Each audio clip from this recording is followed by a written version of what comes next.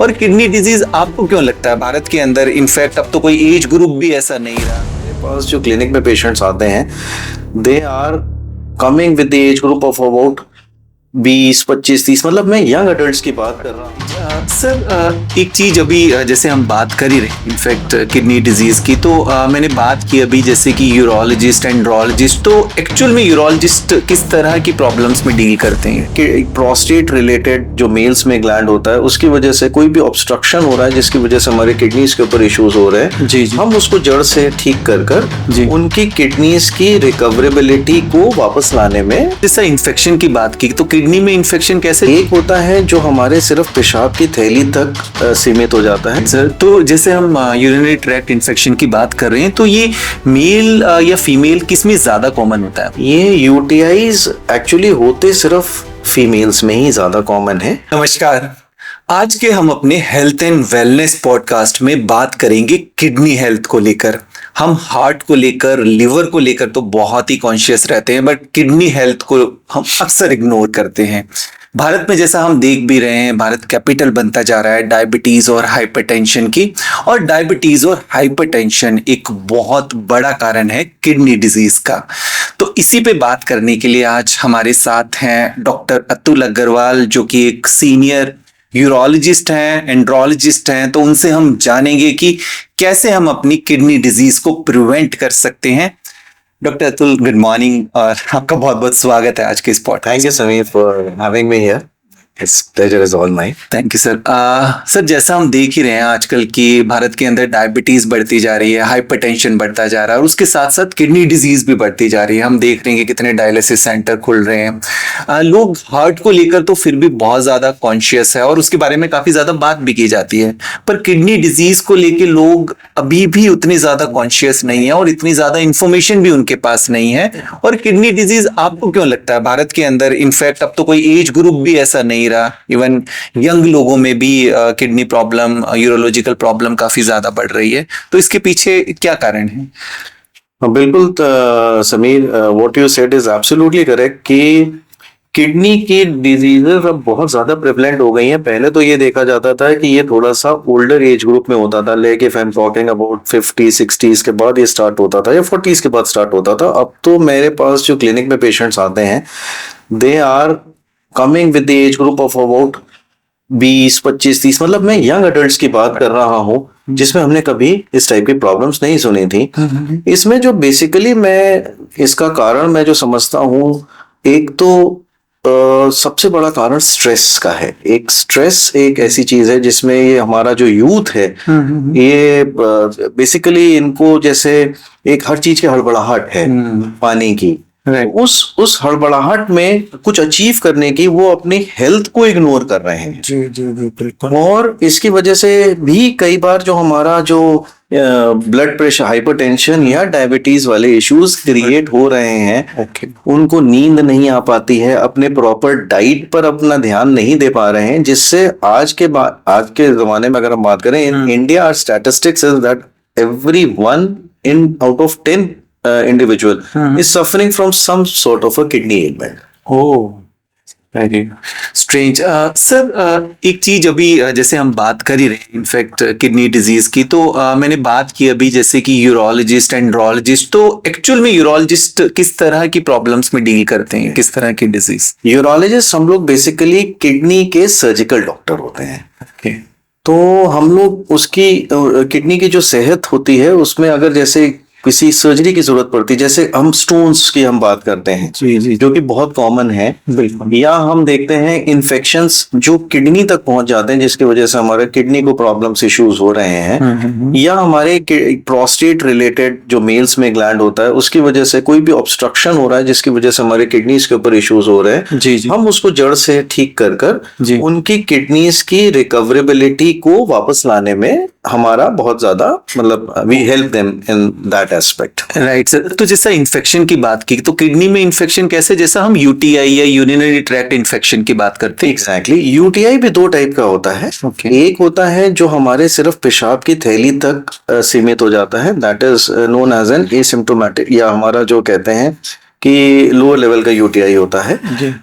कई बार यूटीआई जब बैक्टीरिया उसका काफी प्रॉब्लमेटिक होता है या खराब वाला होता है, तो वो किडनी तक चला जाता है, नीचे से असेंड कर कर वो यूरेटर से होते हुए किडनी तक चला जाता है, जिसको हम पाइलोनेफ्राइटिस कहते हैं। ओके। पाइलोनेफ्राइटिस में पेशेंट को किडनी के अंदर पस बन जाना या किडनी के जो फिल्टर्स होते हैं उसके अंदर इन्फेक्शन करके उनके ट्यूब्स को ब्लॉक कर देना, तो वो बेसिकली हम लोग उसको दवाइयों से या किसी प्रकार की अगर लेजर सर्जरी होती है उसके द्वारा हम उसको ठीक करते हैं। राइट सर, तो जैसे हम यूरिनरी ट्रैक्ट इन्फेक्शन की बात कर रहे हैं, तो ये मेल या फीमेल किस में ज्यादा कॉमन होता है? ये यूटीआईज एक्चुअली होते सिर्फ फीमेल्स में ही ज्यादा कॉमन है, क्योंकि जो फीमेल्स का जो यूरिनरी ट्रैक्ट है जो ब्लैडर से बाहर जाता है, इट इज ओनली 4 सेंटीमीटर्स, बहुत शॉर्ट होता है, और मेल्स में इट इज अबाउट 16 सेंटीमीटर्स होते हैं। तो जब और जितने भी बैक्टीरिया होते हैं वो स्किन से, हमारे स्किन से ज्यादातर असेंड कर कर और ब्लैडर तक पहुंचते हैं। तो because of the short route in the females, उनकी बॉडी की इम्यूनिटी इसको खत्म नहीं कर पाती और उनको जल्दी जल्दी और रेकरेंट इन्फेक्शंस होते हैं। On the other hand males में अगर रेकरेंट इन्फेक्शंस हो रहे हैं, इसका मतलब उसके अंदर कोई ना कोई ऐसी फॉल्ट है जिसको अगर हम ठीक करेंगे तो उसके रेकरेंट इन्फेक्शंस हमेशा के लिए खत्म हो जाएंगे। ओके। जिसमें सबसे ज्यादा कॉमनली हमको जैसे मिलता है उसमें उनकी प्रेप्यूस, जो उनकी खाल है स्किन की, वो पीछे नहीं जा पाती है। That is one of the most, कई लोगों को आइडिया नहीं रहता है कि ये पीछे जाती है और वो नहीं जा पाती, जिससे कुछ यूरिन उनके जो पेनाइल स्किन में ट्रैप्ड हो जाती है, जो स्मेग्मा क्रिएट करती है, और उसकी वजह से भी उनको कई तरह की प्रॉब्लम्स रहती हैं। तो मेल्स में there always has to be a cause which a urologist has to find out, and if you treat it, वो जड़ से ठीक हो जाता है। ओके, तो जैसा आपने बताया कि मेल्स के अंदर, पुरुषों के अंदर ये इतना कॉमन नहीं होता है, बट कुछ कुछ इसके कारण होते हैं। बट अगर वो आप को हो रहा है तो आप यूरोलॉजिस्ट के पास जाएंगे और उसके बाद वो क्लिनिकली एग्जामिन करके भी आपको बता सकते हैं कि आपका कारण, बट ज्यादातर महिलाओं में, फीमेल्स में ये बहुत कॉमन देखा जाता है। बट इसका कारण क्या है सर? फीमेल्स में होता भी है और बार बार होता है, तो क्या इसके पीछे रीजन होता है? फीमेल्स में जो सबसे कारण हम लोगों ने जो इंडिया में देखा है वो बेसिकली डिहाइड्रेटेड रहती हैं, और उसका कारण उनका भी बेचारियों का जो प्रॉब्लम्स हैं, that is because of non availability of good washrooms, जो हमारी मार्केट प्लेसेस में या जहां काम के वर्क प्लेसेस में वो उनको एक हाइजीनिक सिस्टम उनको अवेलेबल नहीं हो पाता है, तो बेचारे घर से कर कर डिहाइड्रेटेड होके चलती हैं। सेकंड, उसका जो मेन कारण है वो यूरिन को रोक लेते हैं, तो रोकते हैं यूरिन, इससे भी अंदर का हमारा बैक्टीरियल फ्लोरा जो होता है वो ग्रो करता है और उनको रेकरेंट इन्फेक्शन से वो प्रोन करता है। थर्ड जो सबसे इंपॉर्टेंट कारण होता है वो पेट की खराबी का होना, क्योंकि यूटीआईज में जो सबसे कॉमन इन्फेक्शन पाया जाता है वो ई कोलाई पाया जाता है, जो कि हमारे इंटेस्टाइनल या गैस्ट्रोइंटेस्टाइनल ट्रैक्ट से आता है। ऑलमोस्ट आप मान के चलिए 70 to 80% फीमेल्स में ई कोलाई पाया जाता है। तो किसी भी प्रकार के अगर आपको इंटेस्टाइनल गैस्ट्रिक प्रॉब्लम्स आ रही हैं, उसका इनडायरेक्ट इफेक्ट आपकी यूटीआईज और आपकी किडनीज पर भी पड़ रहा है। अच्छा, तो मतलब अगर हमें जीआई सिम्टम है, पेट से रिलेटेड कोई प्रॉब्लम है, तो उससे हमें यूटीआई भी हो सकता है। ओके, रूट कॉज कई बार। और दूसरा, आपने जैसे डिहाइड्रेशन की बात की कि हम पानी कम पी रहे हैं, हमारा लिक्विड इनटेक कम है, वो कारण होगा, या फिर हम यूरिन को काफी टाइम तक होल्ड करके रखते हैं, रोक के, तो वो मेल्स में भी हो सकता है, जरूरी नहीं फीमेल में ये कारण, मेल्स में भी हो सकता है। बिल्कुल, तीनों ही कारण मेल्स में भी हैं। जी जी। तो इसमें आपने सबसे बड़ा बताया कि डिहाइड्रेशन एक बहुत बड़ा कारण है, और कई बार पानी को लेके कंफ्यूजन रहती है, लिक्विड इनटेक को, तो कितना पानी हमें पीना चाहिए अगर हम बात करें तो? अगर हम एक स्वस्थ इंडिविजुअल की बात करें, चाहे वो मेल हो चाहे फीमेल हो, एक एडल्ट को करीब 2.5 से 3 लीटर के करीब अगर वो दिन में लिक्विड्स ले रहा है, जिससे उसका यूरिन का जो आउटपुट है प्रतिदिन 24 घंटे में अगर 1.5 लीटर के करीब आ रहा है, उसको हम एडिक्वेट अमाउंट मानते हैं। ओके, तो मतलब आप 1.5 लीटर यूरिन पास कर रहे हैं, तो मतलब आपका हाइड्रेशन ठीक है। तो हाइड्रेशन किसी भी फॉर्म में, पानी मतलब आप किसी भी, या लिक्विड्स, पानी, लिक्विड्स, जूसेस, सूप्स, आप लाइम जूस ले सकते हैं, कोकोनट वाटर ले सकते हैं, just to keep yourself hydrated. And in summers you have to increase a bit of more fluid intake, because उस समय हमारा स्वेट से कुछ निकल जाता है, जिसको हमको कॉम्पनसेट करना होता है। तो लोग, ज्यादातर यूथ कहता है कि नहीं, लिक्विड इनटेक की जब हम बात करते हैं तो वो कहते हैं कि फिर हम लिक्विड में तो बियर भी आ जाती है, तो वो क्या किडनी के लिए ठीक है? देखिए, हमारे यूथ को एक्चुअली जो है कुछ बहाना चाहिए होता है, और बहाना क्या मिलता है कि आजकल एक बड़ी कॉमन सी चीज, किसी से भी पूछो अगर किसी को किडनी स्टोन हो जाता है जी जी। तो सभी कहते हैं कि बियर पी लीजिए और वो निकल जाएगा। बल्कि आप यूथ में मेल्स की बात कर रहे हैं, आजकल हमारे पास फीमेल्स बहुत आती हैं जिन्होंने कभी टेस्ट नहीं करा है कि सर हम क्या बियर पी लें या हम अल्कोहल मतलब उससे ले लें, तो स्पेशली बियर का। तो बस मैं उनसे ये कहता हूँ कि I am not campaigning for wine and beer shop, but beer का इफेक्ट ये रहता है कि ये आपको डायूरेटिक होता है, ये डायूरेटिक होता है जो आपका यूरिन के प्रेशर को बढ़ाता है, बट ये टेम्परेली आपको हेल्प करता है। लॉन्ग टर्म में स्टडीज ने दिखाया है कि long term of beer intake actually predisposes to stone formation. ओ अच्छा। और यही चीज आप अचीव कर सकते हैं अगर आप अपने बॉडी में अच्छा पानी का इंटेक ज्यादा बढ़ा दें। पानी के इंटेक भी ज्यादा बढ़ाने से आपका डायूरेटिक इफेक्ट ही आता है। So rather than going for beer, जिसमें आपको जो नहीं पीते हैं उनको हैबिट बनने की बहुत ज्यादा चांसेस हो जाते हैं, because obviously it gives you certain amount of pleasure. एक बार अगर आप इसकी आदत पड़ जाती है फिर आपके चाहे स्टोन होए या ना हो, आप बहाने ढूंढते हैं कि चलो यार एक बियर ही मार लेते हैं, पथरी बनने से दोबारा बच जाए। राइट, नहीं नहीं बिल्कुल बिल्कुल नहीं, स्टोन का तो बिल्कुल जैसा सुनते हैं हम, कई बार किसी को स्टोन की प्रॉब्लम हो जाती है तो वो कहते हैं कि बियर पीने के बाद स्टोन निकल जाता है। तो आपने बताया कि उसका एक डायूरेटिक इफेक्ट होता है कि उससे आपका यूरिन ज्यादा बनेगा, बट वही सेम इफेक्ट आपको पानी पीने से भी हो सकता है। इसमें एक चीज और है, जैसे स्टोन की हम बात आपने बताई, और स्टोन हम देखते हैं कि ज्यादातर अगर अल्ट्रासाउंड भी हो रहा है या हम कोई और टेस्ट कराने गए हैं तो उसमें कुछ कंक्रीशन ऐसा रिपोर्ट में हमारा आता है, या छोटे मोटे स्टोन आमतौर पे किडनी के अंदर निकल जाते हैं। तो स्टोन इतना कॉमन क्यों है, मतलब इसके पीछे क्या रीजन है? कोई किसी तरह की सर्टेन डाइट है या कोई लाइफस्टाइल है, या फिर भारतीयों में स्टोन ज्यादा बनता ही है? इसमें Sameer, what I would like to say that in the present era, almost in Delhi, if I'm talking about, 1 out of every 3 household में पथरी है, किसी ना किसी फैमिली मेंबर को स्टोन है, whether it is a gallbladder stone or a kidney stone, which is now being very very prevalent. इसमें जो सबसे ज्यादा रिसर्चेस हुई हैं कि क्यों बन रहा है, एक्चुअली किडनी स्टोन्स कई टाइप के होते हैं, जिसमें कैल्शियम्स के होते हैं, ऑक्सलेट्स के होते हैं, फास्फोरस के होते हैं, यूरिक एसिड्स के होते हैं। तो स्टोन्स बनते जो हैं वो मिनरल्स जो हमारी किडनी एक्सक्रीट कर रही है, वो अगर किडनी में जितनी जरूरत है उससे ज्यादा अगर उसका कंसेंट्रेशन पहुंच रहा है, तब वो थोड़े थोड़े उसके क्रिस्टल्स डिपॉजिट हो जाते हैं किडनी के अंदर ही, और फिर ये क्रिस्टल्स बेसिकली जुड़कर एक बड़ी पथरी का रूप देते हैं हमारा। सो कई बार आपको डाइट आप जो ले रहे हो उसमें आपको थोड़ा सा ये देखने की जरूरत है कि जैसे अगर आपको, कई लोग कैल्शियम की बहुत ज्यादा इंटेक कर रहे हैं, कैल्शियम टैबलेट या calcium in food? Calcium in food is actually acceptable, जो सप्लीमेंट्स ले रहे हैं वो बहुत हार्मफुल होते हैं उनके लिए। वो जाकर ज्यादा क्रिस्टलाइजेशन फॉर्म करते हैं और वो ही हार्मफुल ज्यादा होते हैं। अगर आप एक बैलेंस डाइट के अंदर जो आप कैल्शियम लेके चल रहे हो, they are actually never harmful. Second, less consumption of fluids. जैसे मैंने आपको बताया आजकल लोग पानी बहुत कम पी रहे हैं, तो जो मिनरल्स फ्लश आउट होने चाहिए वो नहीं हो पाते हैं। थर्ड, जो हमारा वाटर कई जगह पर हार्ड वाटर हो रहा है जिसमें कुछ मिनरल्स की कंसंट्रेशन बहुत ज्यादा होती है, specially this is found in hilly areas. जैसे मेरे पास हिमाचल प्रदेश, उत्तराखंड के पेशेंट्स कई आते हैं, तो इनमें स्टोन्स की बहुत मात्रा होती है, क्योंकि इसके अंदर जो मिनरल्स उनके कॉमनली वाटर में पाए जाते हैं वो ले रहे हैं, और वो बेसिकली जरूरत से ज्यादा पहुंचकर स्टोन फॉर्मेशन को प्रीडिस्पोज कर रहे हैं। राइट।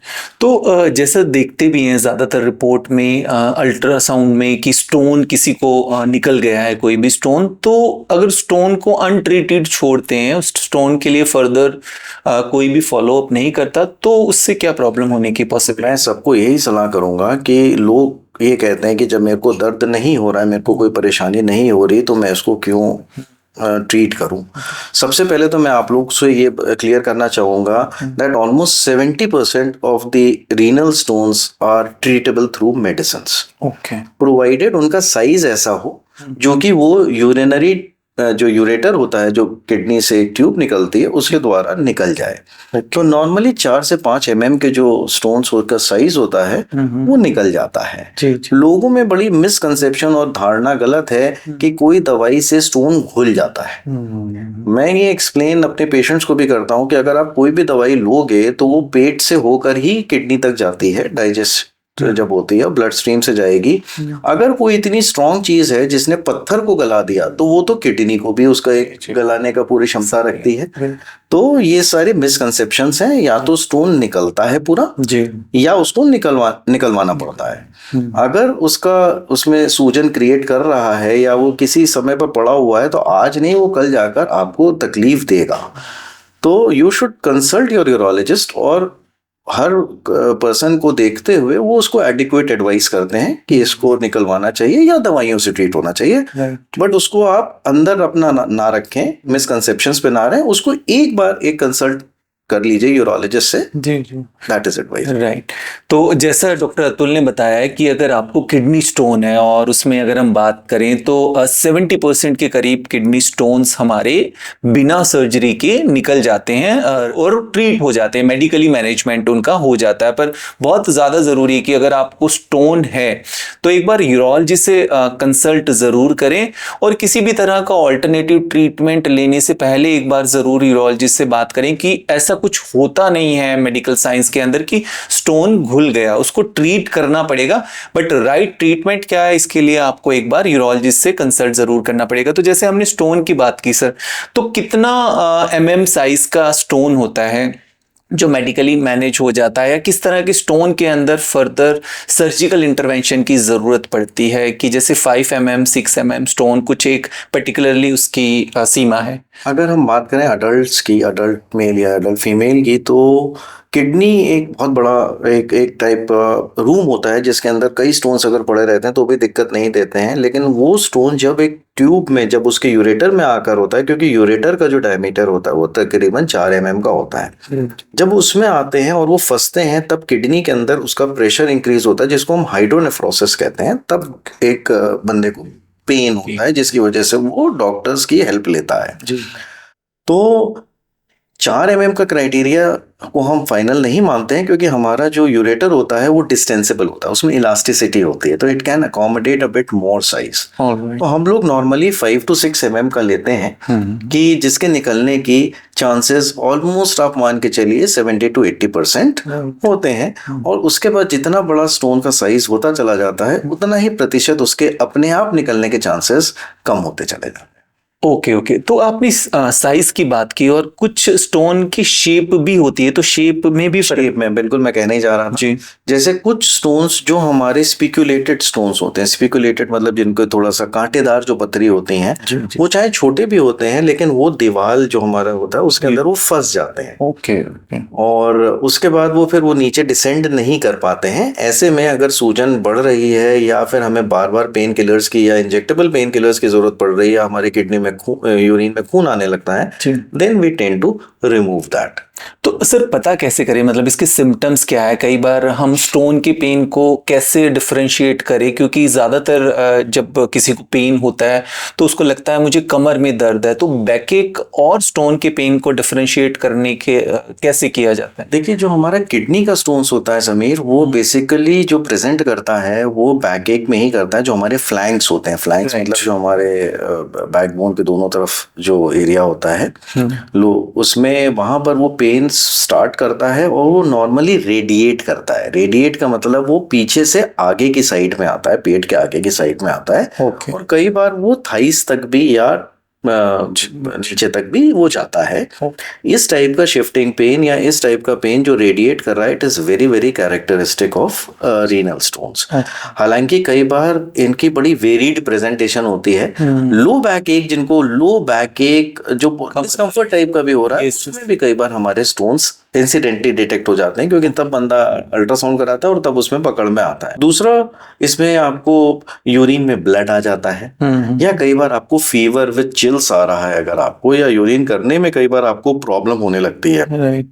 आपको प्रेशर लगता है, लेकिन जब आप जा रहे हैं तो ना यूरिन का प्रेशर हो पा रहा है और ना आपका पॉटी का जो प्रेशर होता है वो भी आपको खुलकर नहीं आ पा रहा है। Okay. उस कंडीशन में ये क्लियर कट डायग्नोसिस होता है कि आपका यूरेटर में आके स्टोन, लोअर यूरेटर में वो फंसा हुआ है। Okay okay right.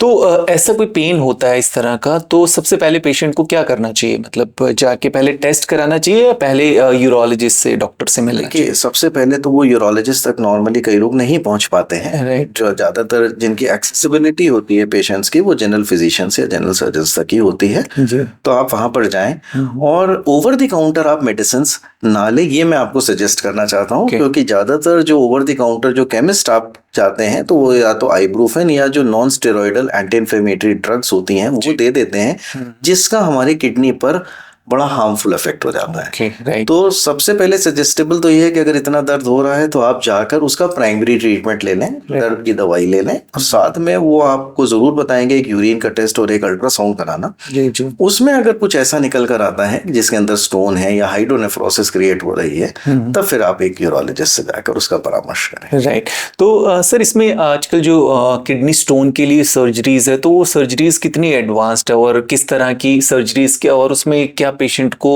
कितने टाइम के लिए एडमिट रहना पड़ता है, और कोई बहुत ज़्यादा लाइफ थ्रेटनिंग सर्जरीज या मेजर सर्जरीज होती हैं? अगर हम किडनी स्टोन सर्जरीज की बात करें तो there has been a paradigm shift. Okay. अगर हम पिछले 30-40 साल से बात करें और आज की अगर हम बात करें तो we have come a long way. पहले जो होता था पूरा चीरा लगता था और उसमें रिकवरेबिलिटी बहुत होती थी, जो ग्रेजुअली 20-25 साल से दूरबीन वाली विधि से आ गई थी। लेकिन किडनी में जितने भी स्टोन्स होते थे वो नॉर्मली एक छेद या दो छेद करके, जिनको हम की होल सर्जरीज कहते थे, उससे होता था, जिसको हम लोग PCNL या मिनी PCNL टेक्निक कहते हैं। अब कुछ वर्षों से ऐसी टेक्निक्स आ गई हैं जिसमें किडनी के स्टोन्स या कहीं पर भी किडनी यूरेटर्स में स्टोन्स होते हैं, हम बिना किसी छेद करे हम उसको निकाल लाते हैं। पहले हमारी दूरबीन ऐसी थी जो सिर्फ यूरेटर में जाती थी, मुड़ नहीं पाती थी, रिजिड होती थी। अब हमारे पास फ्लेक्सिबल दूरबीन आ गई है जो किडनी के हर कोने में जाकर हम बड़े से बड़ा और छोटे से छोटा स्टोन जो भी रिक्वायर्ड होता है बिना किसी होल करे हम निकाल सकते हैं, जिसको हम लोग RIRS टेक्नोलॉजी कहते हैं। ओके। इसमें सिर्फ पेशेंट को एक दिन रुकना होता है अस्पताल में, मतलब 24 घंटे की अगर हम बात करते हैं जी। और उसके बाद within a few days ही is back to his normal work, since there is no cut, no hole, no incision, no pain. Okay, very good.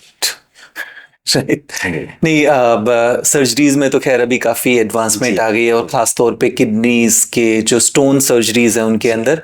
तो इसमें सबसे ज़्यादा ज़रूरी है सर एक बार की राइट डायग्नोस्ड होना और राइट टाइम पर। अगर आप सही टाइम पर जा रहे हैं तो मैं फिर भी आपसे कहना चाहूँगा कि उसमें अपने आप मेडिसिन के द्वारा निकलने के चांसेस बहुत ज़्यादा होते हैं, provided you reach to the urologist at a time जब वो आपकी मदद कर सके। जी जी जी। कई बार आप अपना आयुर्वेदिक ट्रीटमेंट, मैं ये नहीं कह रहा हूँ कि वो ट्रीटमेंट्स गलत हैं या वो हैं, जो हमारे alternative medications are very good, but अगर आप वो ले रहे हैं तो साथ में कुछ ना कुछ रेडियोलॉजिकल टेस्ट जरूर कराकर उसको कोरॉबोरेट करिए जी जी कि आपका ट्रीटमेंट किस डायरेक्शन में जा रहा है। Right right. अगर आपको उससे फायदा हो रहा है तो you should go ahead with it. बिल्कुल। बट अगर नहीं हो रहा है या स्टोन का साइज बढ़ रहा है या आपको दिक्कत हो रही है, देन डेफिनेटली आप इसमें आकर या तो दवाइयों से या इस प्रकार की जो अत्याधुनिक हमारी जो लेजर के जो उपकरण है जिसके द्वारा आपको कोई प्रॉब्लम नहीं होती है, उससे आप उसको निकलवा कर।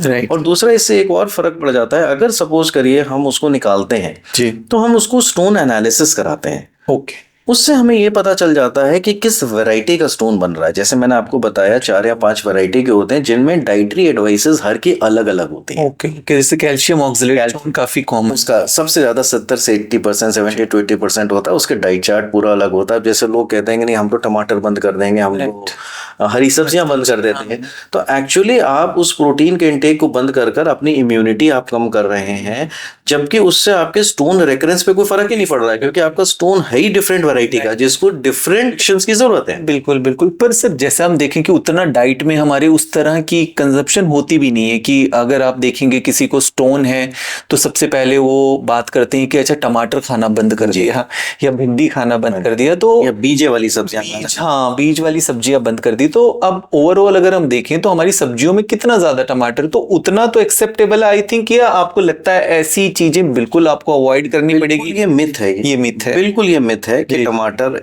खाने से पथरी हो जाती है, ऐसा कुछ भी नहीं होता है। बिल्कुल। तो मुझे लगता है दूसरा एक सबसे बड़ा आई थिंक मिथ होगा, या आप इसको करेक्ट करेंगे, कि कई बार लोग कहते हैं कि अगर आपको स्टोन हो रहा है तो दोबारा स्टोन फॉर्म होने के चांसेस बढ़ जाते हैं, तो इसलिए आपको दूध भी या जो डेयरी प्रोडक्ट है वो भी बंद करने पड़ेंगे क्योंकि कैल्शियम से स्टोन बनता है। तो ये भी क्या मिथ है? बिल्कुल ये मिथ है। लोग, अगर मैं कैल्शियम ऑक्सलेट वाले स्टोन्स की बात कर रहा हूँ, तो लोग बिल्कुल ही डेयरी प्रोडक्ट बंद कर देते हैं और कुछ समय के बाद मैं देखता हूँ कि उनको पैथोलॉजिकल फ्रैक्चर्स हो रहे हैं या उनको वीकनेस आ जाती है।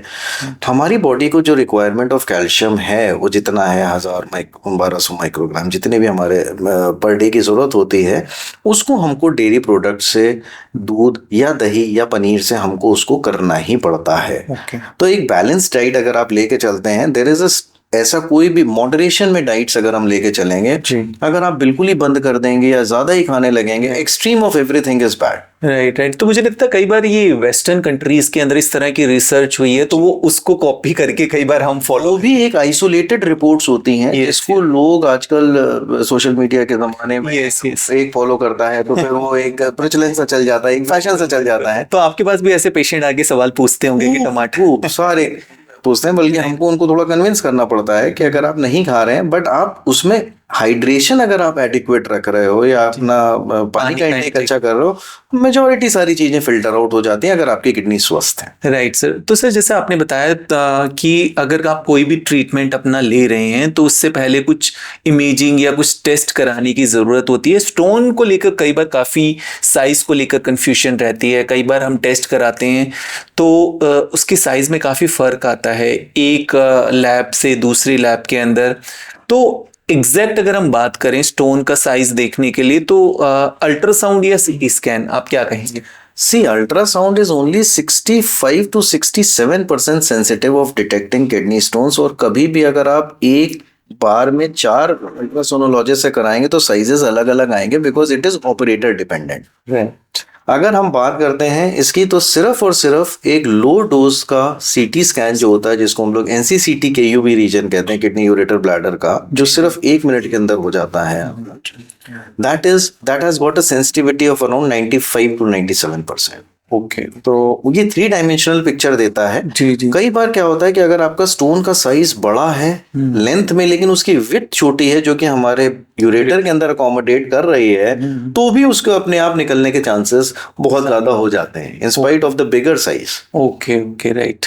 तो ये हमें सारी इंफॉर्मेशन एक सीटी स्कैन देता है। तो now it is considered as the first investigation of choice. Okay. पर ये है कि उसकी अवेलेबिलिटी अल्ट्रासाउंड की हर जगह होती है, तो आपने पहले एक बेसलाइन टेस्ट कर अल्ट्रासाउंड ही ज्यादातर लोग कराते हैं, फिर उसके बाद अब जब हमको ट्रीटमेंट की जरूरत पड़ती है और हमें रिक्वायरमेंट अगर लगती है, जैसे कॉन्क्रीशंस आ गए, उसके अंदर कोई सूजन नहीं आ रही है, तब नॉर्मली हम लोग सीटी पे नहीं जाते, फिर नहीं करते। Exactly right.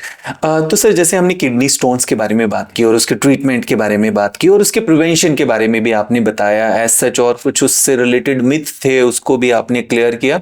तो किडनी से नीचे आ जाते हैं और हम बात करते हैं हमारे प्रोस्टेट के लिए, और प्रोस्टेट कैंसर जैसा हम बात कर रहे हैं भारत में काफ़ी ज़्यादा कॉमन है। तो प्रोस्टेट से रिलेटेड अगर कोई प्रॉब्लम है तो किस एज में शुरू होती है और उसके क्या ऐसे सिम्टम्स हैं जिनको हमें इग्नोर नहीं करना चाहिए? ये बहुत अच्छा, this a very important question what you have asked, क्योंकि ज्यादातर कॉमन पब्लिक को ये मालूम है कि prostate is a problem of old age, कि 50 साल के बाद ही स्टार्ट होना है या 55 साल के बाद ही स्टार्ट होना है। तो ये कॉमन सा चीज़ है और वास्तव में ये कॉमन भी है। But now what I am seeing, we are seeing in our clinical practice, कि लोगों में जो एक एज ग्रुप है बिटवीन 20 to 40 वाला जो एज ग्रुप है, उसके अंदर प्रोस्टेट रिलेटेड प्रॉब्लम्स बहुत ज़्यादा आने लगी है।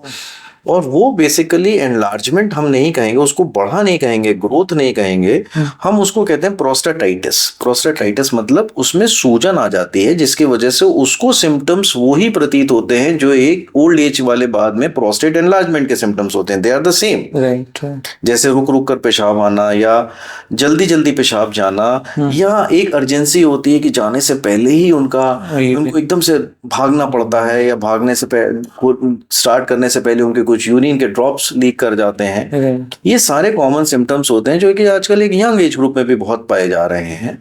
तो इसमें बेसिकली अवेयरनेस की जरूरत है और किस वजह से हो रहा है उसको ट्रीट करने की जरूरत है। जी जी। और अगर ये प्रोस्टेटाइटिस लगातार होता रहता है तो आगे चलकर ये और भी प्रॉब्लम्स क्रिएट कर सकता है ओल्ड एज के अंदर। अगर हम बात करें कि आजकल कैंसर्स भी बहुत हमारे प्रोस्टेट के बहुत ज़्यादा प्रेवलेंट हो गए, बिकॉज हमारी डायग्नोसिस जो हमारी इन्वेस्टिगेशंस हैं वो बहुत एडवांस्ड आ गई हैं जो हमारे पकड़ लेती हैं उसको। जी। और ये एक प्रकार से अच्छा भी है क्योंकि प्रोस्टेट एक ऐसा ट्यूमर है जो कि बड़ा स्पेयरिंग ट्यूमर होता है, उसमें आपको घबराने की चीज़ नहीं होती क्योंकि इसका जड़ से इलाज होता है इसके अंदर।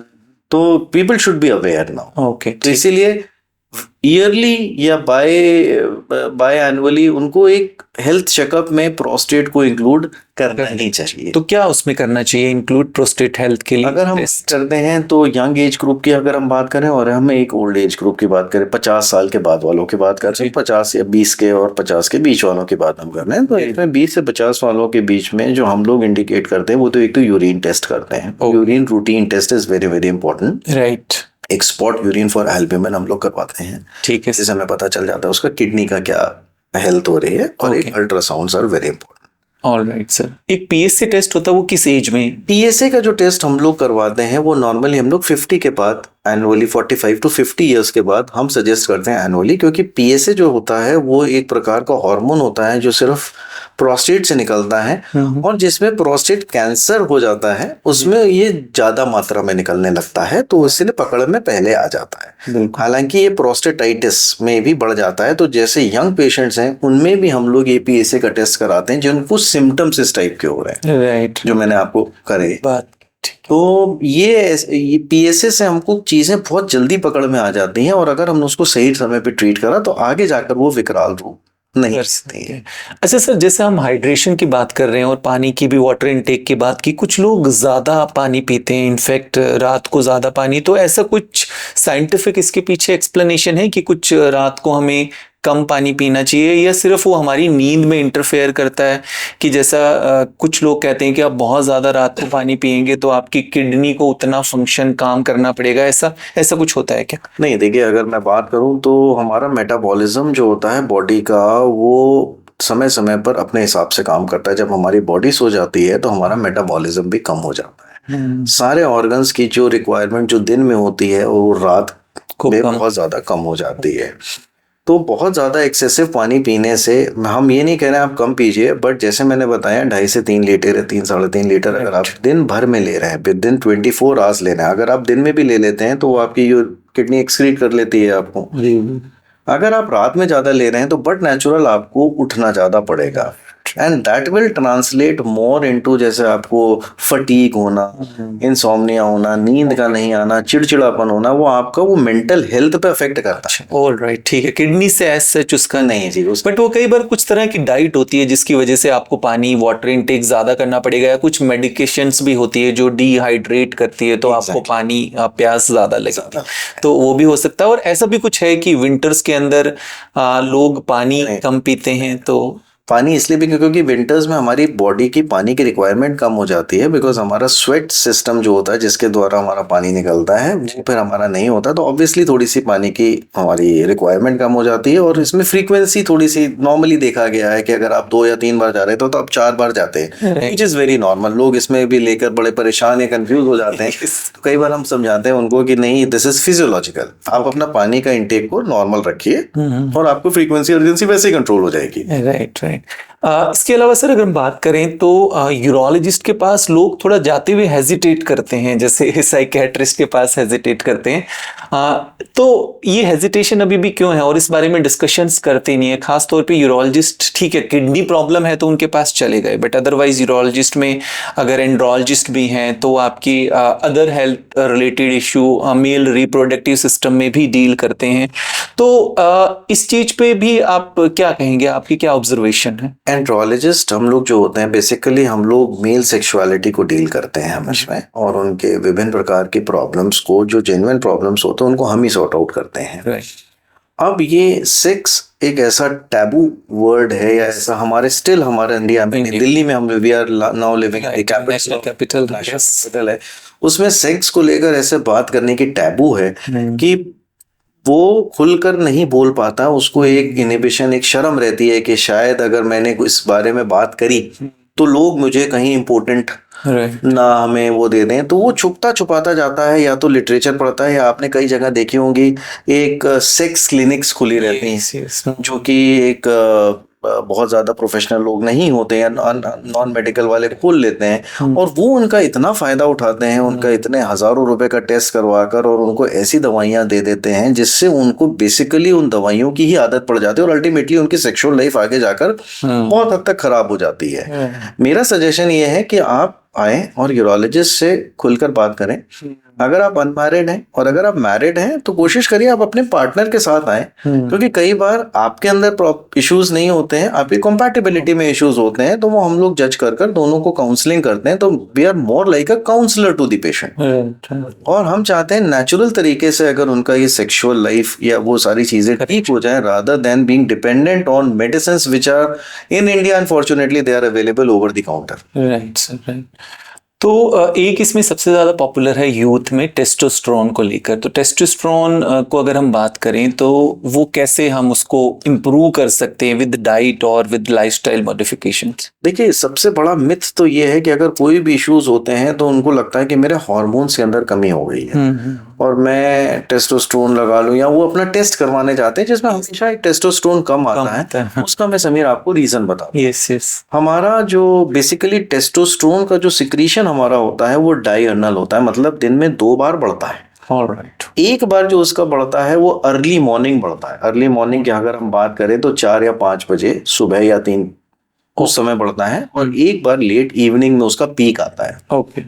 अब ज्यादातर जब आप टेस्ट करवाते हो तो आप 10-11 बजे जाते हैं, जिसके अंदर उसका आपका ज्यादातर का टेस्टोस्टेरोन कम आता है। अब वो ज्यादातर तो वहीं पर ये सोच लेता है कि मेरे अंदर कमी आ गई है या मेरे हार्मोनल कमी आ गया है। दे ट्रांसलेट इट इनटू कि मेरी तो इंपॉर्टेंस हो गया, अब तो मैं कुछ नहीं कर सकता, मेरी लाइफ बर्बाद हो गई है। तो उनको ये भी समझाना होता है कि हम उनको देखते हैं कि उनकी सेकेंडरी सेक्सुअल कैरेक्टर्स कैसे हैं, उनकी क्लिनिकल कैसे है, क्लिनिकली हम उनको देखते हैं। देन वी सजेस्ट कि अगर आप दिन में 4 बजे जाओगे तो आपका लेवल ही अलग होगा। ओके।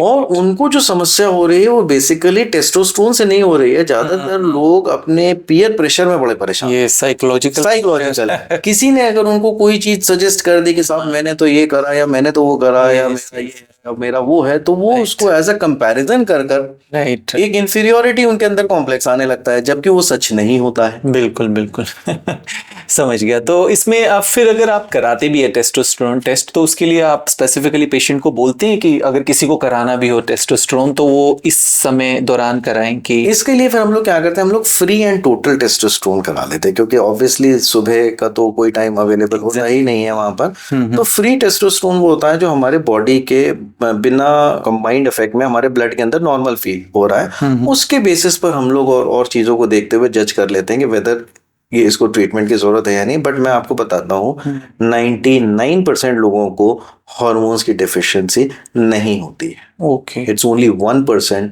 जिनको हार्मोन रिप्लेसमेंट्स की जरूरत पड़ती है। मैं मेल हार्मोन्स की बात कर रहा हूँ। Right sir. एक चीज और है इसमें कि हम जैसे लाइफस्टाइल की बात कर रहे हैं, तो स्ट्रेस एंड स्लीप का भी हमारी किडनी हेल्थ पे क्या इफेक्ट पड़ता है?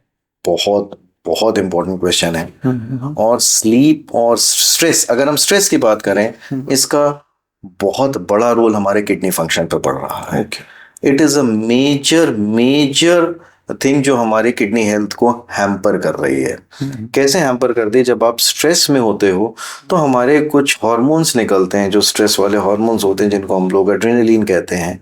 इनका बेसिकली एक वेसोकॉन्स्ट्रिक्टर इफेक्ट रहता है। ये बॉडी के अंदर आर्टरीज को, जो हमारे खून ले जाते हैं, उसको कॉन्स्ट्रिक्ट कर देता है, जिससे हमारे वाइटल ऑर्गन्स को खून नहीं पहुंच पाता है। किसी भी ऑर्गन को खाना खून से ही पहुंचता है। लगातार अगर आप उसको खाना कम पहुंचा रहे हैं तो बट नेचुरल है वो धीरे धीरे उसका फंक्शन खत्म होने लगता है।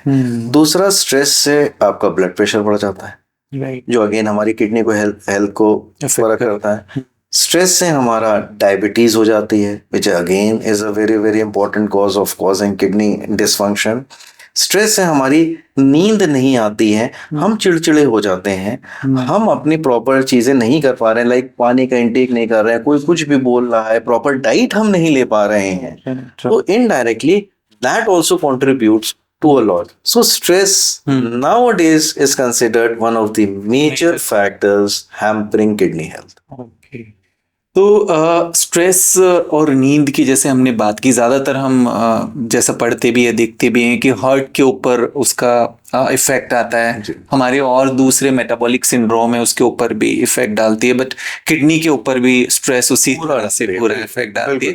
साथ के साथ अगर हम बात करें जैसे हमारी कुछ लाइफस्टाइल में इस तरह की हैबिट्स होती हैं जो ओवरऑल हमारी वाइटल ऑर्गन्स के लिए ठीक नहीं है, उसमें एक सबसे बड़ा अगर हम देखें हैबिट स्मोकिंग और वेपिंग, तो इसका भी क्या हमारी किडनी के हेल्थ पे इफेक्ट होता है? बिल्कुल, smoking has got a direct effect on the nicotine has got a direct effect on the kidney. It's a direct deterrent.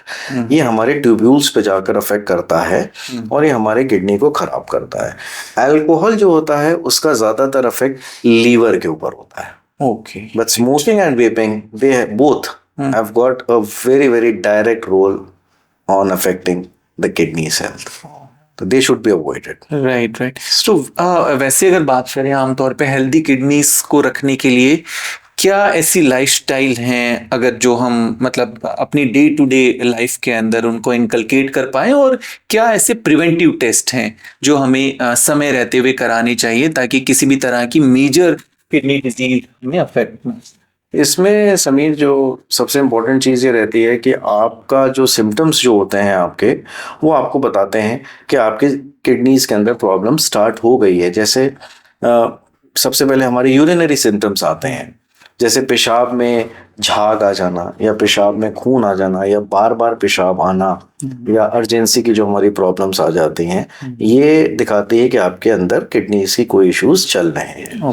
दूसरा आपका जो सिम्टम होता है वो आपके बॉडी के अंदर सूजन आनी स्टार्ट हो जाती है, स्पेशली अगर हम पैरों में बात करें, एंकल्स में बात करें, फेशियल पफिनेस की हम बात करें, तो ये भी एक अर्ली इंडिकेशंस होते हैं कि आपकी किडनी के ऊपर इफेक्ट पड़ने लगा है। तीसरा आपकी बॉडी ड्राई हो जाती है, खुजली वाली हो जाती है, आपको नोजिया वॉमिटिंग जैसी फीलिंग रहती है, आपको लगातार आपको ये वाली फीलिंग रहती है, आपकी बोन्स वीक हो जाती हैं, आपकी स्ट्रेंथ नहीं रहती है, किसी काम करने में आपको वो एनर्जी नहीं रहती है। दीज आर ऑल साइंस, या पेशाब में खून आ जाना, these are all early signs जिसके अंदर आपकी किडनी की हेल्थ अफेक्ट हो रही है। हम लोग सजेस्ट करते हैं कि एटलीस्ट कुछ मिनिमम टेस्ट हम लोग हमेशा करवाते रहें, और स्पेशली मैं उनसे भी कहना चाहूंगा जो हमारा यूथ है जो आजकल हेल्थ कॉन्शियस है, which is a very very good thing, कि वो जिम जा रहे हैं या वो जो भी अपनी एक्टिविटीज कर रहे हैं या जो भी सप्लीमेंट्स ले रहे हैं, करने के पहले एक यूरिन का रूटीन टेस्ट, एक urine spot test for albumin, इसके बाद एक आपका KFT का टेस्ट, और एक हम चाहते हैं EGFR जो होता है वो बेसिकली बड़ा अच्छा टेस्ट होता है, और वो सिर्फ एक ब्लड के एक सिंपल सैंपल से हो जाता है, जो एक हमको बता देता है कि आपकी किडनी का फिल्ट्रेशन लेवल किस लेवल पे चल रहा है। Okay right. तो अगर ये टेस्ट कराते हैं और ये नॉर्मल है तो इसका मतलब फंक्शन किडनीज ठीक सेफ हैं, बट आपको उनको और प्रोटेक्ट रखने की जरूरत पड़ती है। आप बिल्कुल निश्चिंत ना हो जाएं कि हमारी सेफ है तो हम सारी चीजें छोड़ दें, बिल्कुल, बट आप जैसे मैंने बताया इसको ठीक रखने के लिए आपको जैसे पानी का इंटेक हमें बहुत ज्यादा करना पड़ता है, एडिक्वेट पानी का इंटेक करना पड़ता है। फिर हमें डाइट में अपनी वो चीजें अवॉइड करनी चाहिए, जैसे हम लोग 5 वाइट्स कहते हैं, जैसे हम नमक कहने या हम शुगर हम उसको कह लें या हम मैदा कहने उसको, यहाँ पर जो 5 वाइट्स हम लोग कहते हैं उसको हम लोग जो अवॉइड करते हैं, जिससे हमारा अंदर का जो डायबिटीज है या हम ब्लड प्रेशर की तरफ जो प्रोन हो रहे हैं उसको हमको अवॉइड करना चाहिए। हमें एक बैलेंस्ड डाइट लेनी चाहिए और उसको सही समय पे लेना चाहिए। आजकल का ज्यादातर यूथ क्या हो रहा है कि बेसिकली एक दौड़ मची है और बेचारे कोई 8 बजे आ रहा है, कोई 11 बजे रात में आ रहा है, कहीं की तो नाइट शिफ्ट्स पड़ रही है, बिल्कुल, तो उनका समय पर खाना नहीं हो पाता है, जिसकी वजह से अगेन उनका डिट्रीमेंटल उनके किडनी के फंक्शंस अफेक्ट कर रहे हैं। मैं ये नहीं कह रहा हूँ कि वो खाना मतलब नहीं करें, बट अपना पैक करा के ले जाएं, और सबको एक टाइम मिलता है खाने का, 8 साढ़े 8 बजे वो अपना वो खाना घर से लाए हैं वो खा लें। थोड़ा सा तो अपनी बॉडी पर वो ध्यान आपको ध्यान रखना पड़ेगा, और वो आप ही रख सकते हैं। तो जैसे सर आपने सिम्टम की बात की, कई बार हमारे जो दर्शक है वो कई बार इस चीज को लेके बहुत ज्यादा एंग्शियस भी ना हो, कि जैसे आपने बताया कि ईचिंग होना, या फिर अगर हम बात करें तो यूरिन के अंदर फॉमी होना या थोड़ा झाग आना, तो ये डायरेक्टली इंडिकेट करते हैं कि किडनी प्रॉब्लम है, या ये प्रॉब्लम वैसे और भी किसी रीजन की वजह से हो? देखिए, झाग का जो आना होता है नॉर्मली ये प्रोटीन अब आपके जब फिल्टर होकर निकल आता है, प्रोटीन इज अ थिंग जो यूरिन में नहीं होना चाहिए। ये बॉडी का एक एसेंशियल कंपोनेंट है ब्लड का, और किडनी के जो फिल्टर्स होते हैं वो छोटे होते हैं, प्रोटीन का साइज बड़ा होता है, इसीलिए प्रोटीन नहीं फिल्टर होकर जो गंध होती है वो फिल्टर होकर यूरिन बन जाती है और उससे एक्सक्रीट हो जाती है। लेकिन अगर प्रोटीन आने लगता है तो इसका मतलब आपके जो फिल्टर के साइज हो गए हैं वो बड़े हो गए हैं, जो प्रोटीन को अकोमोडेट कर रहे हैं। तो that is a very strong indicator कि आपके अंदर प्रॉब्लम स्टार्ट हो गई है, और हम उसको रिवर्स कर सकते हैं, या कई बार हम उसको वहीं पर ही स्टॉप कर सकते हैं। अगर आप सही समय पर आपने कंसल्टेशन ली। कई बार होता है कि आप इसको इग्नोर करते रहते हो, आपका क्रिएटिनिन बढ़ जाता है, आपके फिल्टर्स एक परमानेंटली कुछ फिल्टर्स डैमेज हो जाते हैं जो फिर नॉर्मली रिकवर नहीं कर पाते हैं। Okay right. तो यहाँ पर ये वो prevention is always better than cure. Right sir. तो ठीक है सर, आज हमने बहुत सारे किडनी डिजीज को लेके, यूरोलॉजिकल प्रॉब्लम को लेकर काफ़ी टिप्स लिए, और किस तरह के प्रिवेंटिव स्टेप्स है उसके बारे में भी हमने जानकारी ली। तो आज जैसा कि हमने बात की कि हम कैसे अपनी किडनीज को हेल्दी रख सकते हैं, और क्या इस तरह की प्रिवेंटिव टिप्स है जिससे हम किसी भी तरह की होने वाली हमारी जो यूरोलॉजिकल प्रॉब्लम है, हमारी जो किडनी से रिलेटेड प्रॉब्लम है, उनको हम अवॉइड कर सकते हैं, प्रिवेंट कर सकते हैं और रोक सकते हैं। तो सर आपका बहुत बहुत शुक्रिया। बहुत thank you so much for having me. Thank you.